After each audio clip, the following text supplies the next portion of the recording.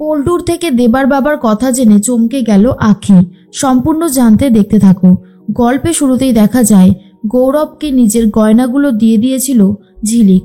এরপর গৌরব সেই গয়নাগুলো নিয়ে সকাল সকাল বেরিয়ে গেছিল গয়নাগুলো বন্ধক রেখে টাকা নিয়ে আসবে, আর সেই টাকা দিয়ে জেঠিমণির অপারেশন হবে। কিন্তু গৌরব চেঁচাতে চেঁচাতে বাড়িতে ফিরে আসে। নীলিমা তখন বলে, কিরে গৌরব, কি হয়েছে, তুই এই রকম ভাবে চেঁচাচ্ছিস? গৌরব তখন বলে, অনেক কিছুই হয়েছে, আমি জানতে চাই আঁখি কোথায়। এরপরেই ঝিলিক তো বেরিয়ে আসে আর তখনই বলে, কি হয়েছে, আপনি এইভাবে চেঁচাচ্ছেন কেন? গৌরব বলে, তোমার জন্য আমাকে অপমানিত হতে হয়েছে। তোমার সাহস হয় কি করে আমাকে এইভাবে অপমান করার? ঝিলিক তো কিছুই বুঝতে পারছে না। গৌরব তখন বলে, এগুলো তোমার গয়না, আসল গয়না? ঝিলিক তখন বলে, হ্যাঁ, এই গয়নাগুলো তো আমার আসল গয়না। এগুলো আপনি দিয়ে আসেননি কেন? আপনাকে যে বললাম এই টাকাটা আমার খুব দরকার, এই টাকাটা পেলেই জেঠিমণির অপারেশনটা করানো যাবে। তখনই ঝিলিকের কথা শুনে গৌরব বলে, আসলেই এগুলো সব ফেক গয়না, সেটা আমি খুব ভালো মতন জেনে গেছি। আমি নিজে পরীক্ষা করেছিলাম। দোকানে আমাকে অনেক অপদস্থ হতে হয়েছে, সবাই আমাকে 10 টাকা করে দিতে চাইছিল, আর এই সব কিছু ঘটেছে শুধুমাত্র তোমার জন্য। ঝিলিক তো বুঝতেই পারছে না রাতারাতি গয়নাগুলো নকল হয়ে গেল কি করে, কারণ এই গয়নাগুলো তো আসলই ছিল।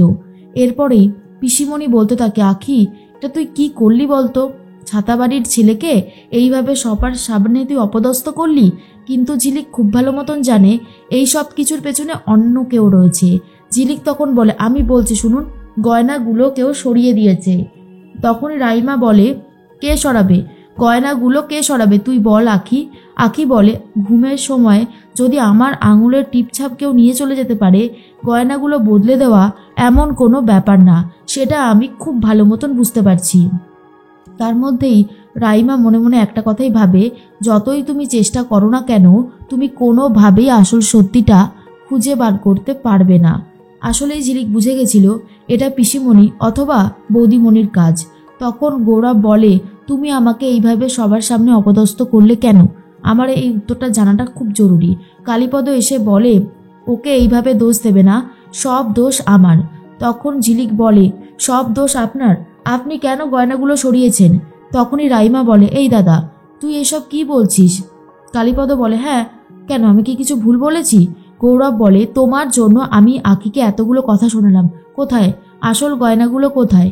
কালীপদ বলে, গয়না? কিসের গয়না? নীলিমা বলে, এই যে তুমি বললে সব দোষ তোমার, আসল গয়নাগুলো তাহলে কোথায়? কালীপদ বলে, আমি গয়না কি করে, মানে আমি তো বুঝতেই পারছি না গয়না নিয়ে কি হয়েছে। তখনই ঝিলিক বলে, এখানে সব বাক্সের মধ্যে আসল গয়না ছিল, এগুলো নকল গয়না হয়ে গেল কি করে? কালীপদ স্বীকার করে তার কাছে কোনো পয়সাই নেই নকল গয়না কেনার, আর পয়সা সে পাবেই বা কোথা থেকে? এই সমস্ত শোনার পরে রাইমা বলে, তাহলে এগুলো বলছিস কেন, তুই চুপ কর। অন্যদিকে দেখা যায় পিয়ারকে চলে গেছে উকিল রজতাভ লাহিড়ীর কাছে। রজতাভ লাহিড়ীকে ঘরের মধ্যে বন্দি করে রেখে দিয়েছে হাত পা বেঁধে। তখন রজতাভ লাহিড়ী বলে, আরে পিয়ারকে, আপনার জন্যই তো অপেক্ষা করছিলাম। কালকে আপনার ছেলেরা আমাকে চিকেন দেয়নি, আমি চিকেন ছাড়া না খেতে পারি না, ওদেরকে বলবেন চিকেন দিতে। পিয়ারকে বলে, চিকেন? আপনাকে কি এখানে চিকেন মাটন এসব খাওয়ানোর জন্য আমি রেখেছি? রাখিনি তো। তাহলে? তখনই মনে মনে রজতাভ লাহিড়ী ভাবে, তুমি যতই চালাকিগিরি করো না কেন, এর ফল খুব একটা ভালো হবে না। পিয়ারকে বলছে, আমি তোমার সাথে একটা ডিল করতে চাই, তুমি আমার কাছে এনে দেবে আর একজন বন্দিকে, তাহলেই তুমি মুক্ত হয়ে যাবে। তখন রজতাভ লাহিড়ী বলে, আমি আবার কাকে এনে দেব? পিয়ারকে বলে, কেন, অনিমেষ রায়কে। তুমিই পারবে অনিমেষ রায়কে এখানে নিয়ে আসতে, তাই তোমাকে আমি এখন ছেড়ে দেব। রজতাভ লাহিড়ীর হাত পা খুলে দেয় বাঁধনটা আর বলে, যাও, এবার তুমি চলে যাও। রজতাভ লাহিড়ী খুব ভালো মতন বুঝে গেছে পিয়ারকে যখন কোনো ডিল করে তখন সেটার পরে কি হবে সেটা আগে থেকে ভেবেই ডিলটা করে। এরপরেই উকিল রজতাভ লাহিড়ী সেখান থেকে চলে যায় আর পিয়ারকে বলে, হয় রজতাভ লাহিড়ীকে মারতে অনিমেষ আসবে, আর না হলে অনিমেষ আমাকে মারতে এখানে আসবে। অনিমেষকে তো আমি ধরবই। এর মধ্যেই কালীপদ বলে, আমি সত্যি কথা কোনো গয়না ফয়না সরাইনি। গৌরব তো খুব রেগে যায়, ভেতরে চলে যায়। ঝিলিক তখন ভাবে, আসল গয়না উদ্ধার করতে হলে কালীপদর সাহায্যই আমার লাগবে।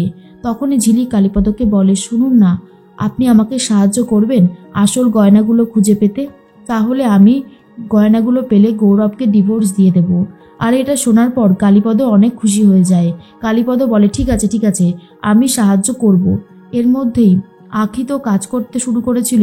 তখনই আখির অবস্থা খারাপ দেখে দেবা এগিয়ে এসে আখির পাশে থেকে সাহায্য করে আখিকে। রান্নাঘরে পিসিমণি রান্না করতে থাকে।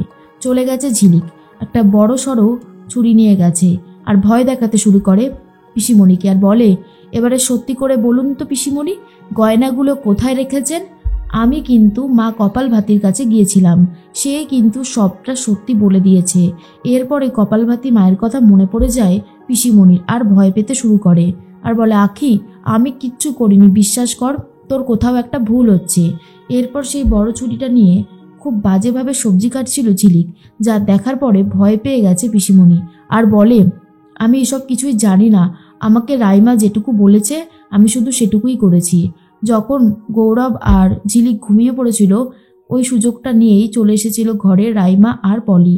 রাইমা তাড়াতাড়ি করে সমস্ত গয়নাগুলো নিজের কাছে রেখে দিয়েছে আর বাক্সর মধ্যে ভরে দিয়েছে নকল গয়নাগুলো। পলি তখন বলে, ওই গয়নাগুলো আমার কাছে নেই, ওগুলো সবটাই রয়েছে রাইমার কাছে। ও গুড নাইট বলে ঘুমিয়ে পড়েছে, বিশ্বাস কর, এর থেকে বেশি কিছু আমি আর জানি না। তখন তো আখি ঝিলিকের প্রচণ্ড রাগ হয় আর বলে, বৌদিমণির জন্য এতটা বাড়াবাড়ি হয়েছে, বৌদিমণিকে আমি ছাড়বো না। এদিকে অর্ক অনেক চেষ্টা করেও টাকা জোগাড় করতে পারেনি বলে নিজের শখের ক্যামেরাটা পর্যন্ত বিক্রি করে দেয়, যাতে তাতেও যদি কিছু টাকা আসে আর সেই টাকাটা হেল্প করে অপারেশন করাতে। এরপরে গৌরবকে বলে, দেখ গৌরব, আমার কাছে তো কিছুই নেই, আমার যেই দামি ক্যামেরাটা ছিল সেটা আমি বিক্রি করে দিয়েছি আর বিক্রি করে এই টাকাটা আমি পেয়েছি। এরপর কিছু টাকা জোগাড় করেছে গৌরব নিজেও, সেই সমস্ত টাকা গুনতে শুরু করে কিন্তু কোনো লাভই হচ্ছে না। আর এদিকে রাইমা কাজটা করে ফেলেছে। রাইমা পুতুলের মধ্যে সমস্ত গয়নাগুলোকে ভরে রেখেছিল যাতে কারোর কোনো সন্দেহ না হয়, কিন্তু ঝিলিক সেই ভাল্লুক পুতুলটা উদ্ধার করে নিয়ে চলে আসে আর বলে, আসলে গৌরব, কাজ যেটা হয়েছে, এই পুতুলটা এই ভাল্লুকটা আমাদের ঘরে ঢুকে সমস্ত আসল গয়নাগুলো হজম করে নিয়েছে। এরপরেই রাইমা ভয় পেয়ে যায়। গৌরব তখন বলে, সব তুমি কি বলছো, হেয়ালি করে কথা বলছো কেন? ঝিলিক তখন বলে, আমি কোনো হেয়ালি করে কথা বলিনি, যা বলেছি তা একদম ঠিক কথাই বলেছি। এর মধ্যেই পল্টু বসেছিল, আখি চলে গেছিল গ্যারেজে। আখি গিয়ে জিজ্ঞেস করতে থাকে দেবার বাবার কথা, দেবার পরিবারের কথা। পল্টু তখন বলে, দেবার মা খুব ভালো মানুষ ছিল, আর দেবার বাবার কথা আমাকে জিজ্ঞেস করিস না, দেবার বাবার সম্পর্কে আমি বিশেষ কিছু বলতে পারবো না। আর এটা শোনার পরেই আখি তো চমকে যায়, কেন কেন দেবার বাবার পরিচয়টা সবার সামনে আসছে না? তাহলে কি প্রিয়রঞ্জন স্যারই দেবার বাবা? এটাই মাথার মধ্যে ঘুরতে থাকে আখির।